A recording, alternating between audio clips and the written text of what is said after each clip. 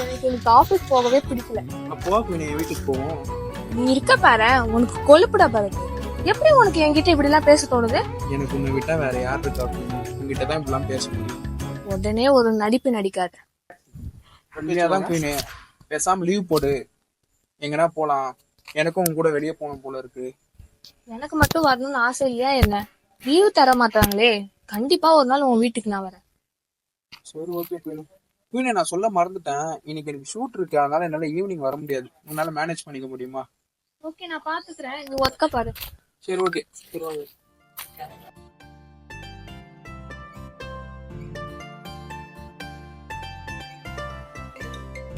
Bharat film. சொல்லுடா. குயினே வீட்டுக்கு வந்துட்டியா?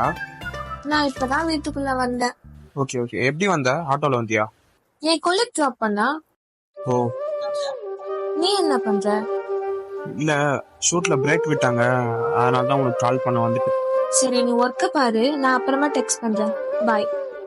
சரி ஓகே குயினே, பாய்.